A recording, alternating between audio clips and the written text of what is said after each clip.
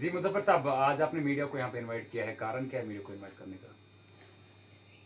एक तो मैं लेफ्टिनेंट गवर्नर और उनकी एडमिनिस्ट्रेशन से, जम्मू कश्मीर के लोगों की तरफ से, कश्मीर की तरफ से उनका शुक्रिया अदा करता हूँ कि उन्होंने यहाँ के जज्बात को समझकर जो उन्होंने एक ऑर्डर, जिसको वो कहते हैं कि नहीं जी ये ऑर्डर नहीं था रिगार्डिंग बोवाइन एनिमल्स कुर्बानी के लिए, अब जैसा भी था वो वैसा था। हम सब ने उस पर अपना एतराज़ात जताए और वो शाम तक वो ऑर्डर को वापस ले गए। Thank you very much lieutenant governor and the administration for that. तो मुजफ्फर साहब, अभी रिसेंटली अगर देखा जाए, फार्मर चीफ दौलत का कहना है कि आर्टिकल 370 वो हमेशा के लिए चला गया है, वो कभी वापस नहीं आएगा, जिस पे आप हमेशा चर्चा करते रहते हैं, तो उसके हवाले से आप क्या कहना चाहेंगे?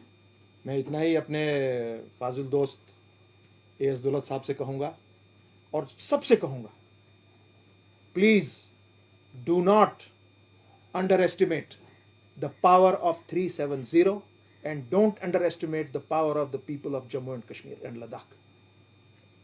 370 कहीं नहीं गया।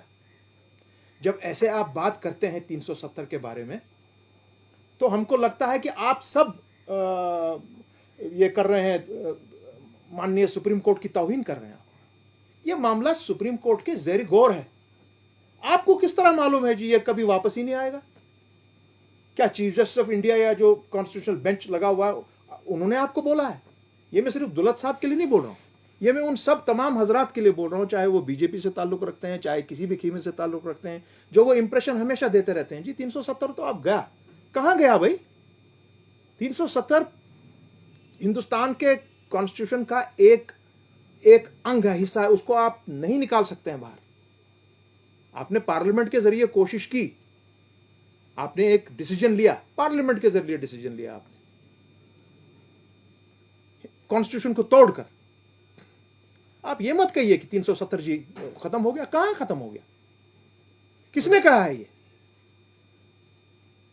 मैं उनसे दो ही बात कहूंगा। एक तो नंबर, उन्होंने 370 पे बात की। 370 का केस बाज़ाब्ता तौर पर वहां पे पड़ा हुआ है। It is under the preview of the honourable court. They have not sat on it. और हमारा मानना है जिस दिन भी वो उस पर बैठेंगे, जब भी बैठेंगे, ऑनरेबल सुप्रीम कोर्ट, क्योंकि पूरी दुनिया उन पर नजर रखी हुई है 370 पर, और ऑनरेबल सुप्रीम कोर्ट का एक महत्वपूर्ण जगह है सारे वर्ल्ड में as one of the finest bodies of judiciary. और हमें पूरा उम्मीद है जम्मू कश्मीर के लोगों को कि honourable supreme court of India will do justice as per the constitution और 370 को वो बहाल करेंगे। तो मुजफ्फर साहब, बाकी रीजनल पार्टीज का भी कहना है जो आपके अपोजिशन में है, जिनको आपने एक कभी मरतबा जो है बीजेपी का पार्ट ए कहा तो कभी बी, या बाकी बीजेपी भाजपा पार्टी है, वो कह रहे हैं कि इन लोगों के पास 370 के अलावा या 370 इस डिस्कशन के अलावा कोई और मुद्दा ही है ही नहीं जिसपे ये सियासत करे। अब ये अपनी दुकानें जो है इन्हीं सब चीजों से चलाते हैं यहाँ पे, तो आपका इस पे क्या रिप्लाई है? भाई दुकानें तो वो चला रहे हैं इस पर। जैसे 370 स्पेसिफिक है टू जम्मू एंड कश्मीर। जब हमारी कॉन्स्टिट्यूएंट असेंबली अपना काम खत्म कर चुकी, उन बेचारों को यह भी नहीं पता होगा वो क्या मामला है। जब उन्होंने अपना काम खत्म कर दिया, जम्मू कश्मीर की रियासत को अपना कॉन्स्टिट्यूशन दिया, उन्होंने 370 को छेड़ा नहीं, उसी तरह रखा। It took a permanent shape at that time, और वो स्पेसिफिक बन गया टू जम्मू एंड कश्मीर। जैसे 371 स्पेसिफिक है to various other northern states, उसमें A B C D E F G H तक है वो 370। अगर वो एरिया स्पेसिफिक है टू दोज स्टेट्स, उसको क्यों नहीं आप हटा रहे हैं? आप क्यों सिर्फ एरिया स्पेसिफिक जो 370 है जम्मू एंड कश्मीर को, उसको हटा रहे हैं? और भाई मेरे सारे जितने भी ये लोग बात करते हैं उनको ये याद रखना चाहिए, जब 600 के आसपास प्रिंसली स्टेट्स उन्होंने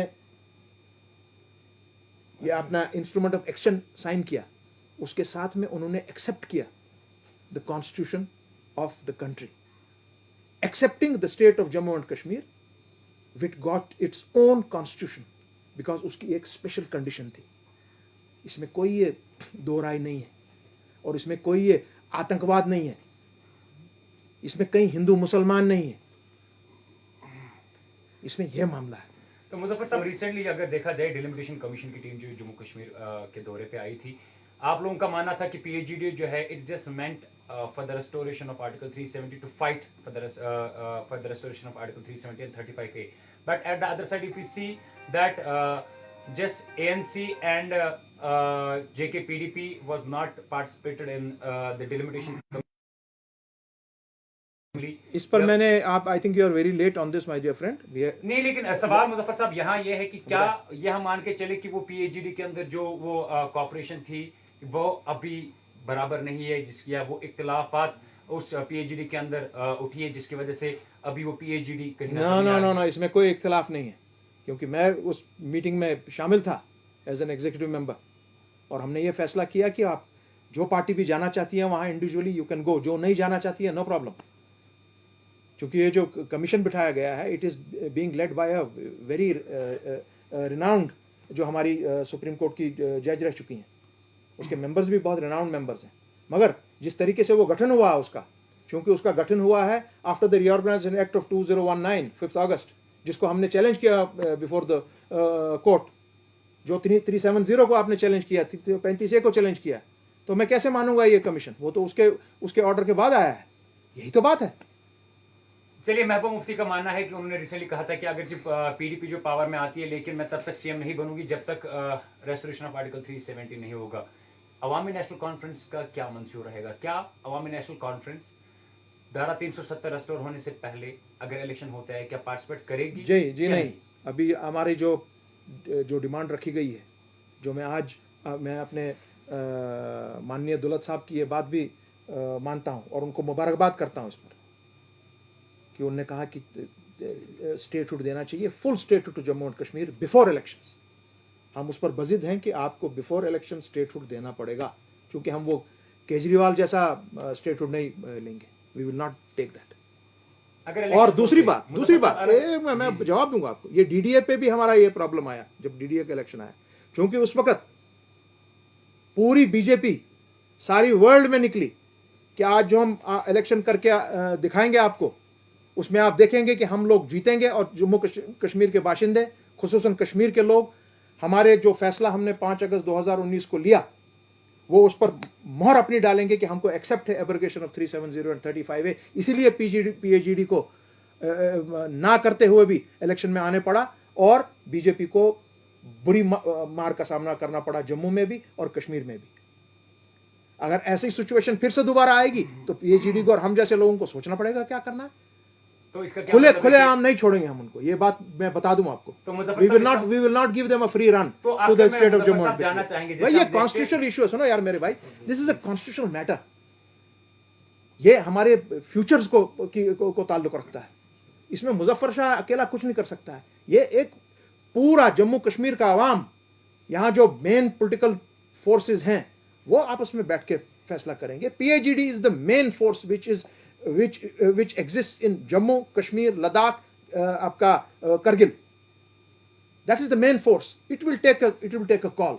उसमें उस वक्त महबूबा जी का भी डिसीजन उन्होंने लिया है, नेशनल कॉन्फ्रेंस का है, पीडीपी का, एएनसी का है, अपने जो बाकी हमारे मेंबर्स वहाँ पे हैं, सीपीएम में है, जेकेपीएम है, जम्मू से उसमें लोग जुड़े हुए हैं, करगिल लद्दाख से जुड़े हुए हैं। आप ये क्यों नहीं बात करते हैं कि करगिल और लद्दाख ने दो टोक अल्फाज में हुकूमत हिंद के सामने अभी दिल्ली में कहा दिया कि हमको कुछ नहीं चाहिए, हमको आपका शेड्यूल 6 शेड्यूल 8 मंजूर नहीं है, हमको वापस अपना 370 और 35A दीजिए, because that was the guarantee of my job, of my land, of my property. That is what 370 is all about. It is for every citizen of this state, irrespective of his region and religion. आखिर में जाना चाहेंगे मुजफ्फर साहब, अगर देखा जाए national TV media के through अगर देखे, टीवी पैनल्स में बैठ के नेशनल स्पोक्स पर्सन जो बीजेपी के होते हैं, उनका कहना है कि हमने वादा किया था कि धारा 370 को पूरे हिंदुस्तान के लिए जम्मू कश्मीर से हटाएंगे, उसको हटा दिया हमने। तो क्या अगर स्टेटहुड वापस नहीं दिया गया या स्टेटहुड से पहले इलेक्शंस अनाउंस हुए, तो सवाल इतना है कि क्या एएनसी, बाकी पार्टीज की बात नहीं कर रहे, क्या एएनसी इलेक्शन में उस टाइम भी पार्टिसिपेट करेगी या पहले डिमांड जो है स्टेटहुड की करेगी? ANC is a part of PhD. हम बाज़ाब्ता तौर उस वक्त क्या सिचुएशन बनेगी इनको कहने दीजिए क्या कहेंगे, मगर मैं इनको इतना बता दूंगा, आप ये ख्वाब देखना भूल जाइए कि आप जम्मू कश्मीर का शासन को किसी दिन एज बीजेपी यहाँ पर अपने हाथ में लेंगे, मुझे नहीं लगता है। वो लोगों पर छोड़िए ना, वो लोगों पर है, मुनसर है, वो किसको आगे आगे लाते हैं। मगर हमारा काम पहले है restoration of 370 and article 35A।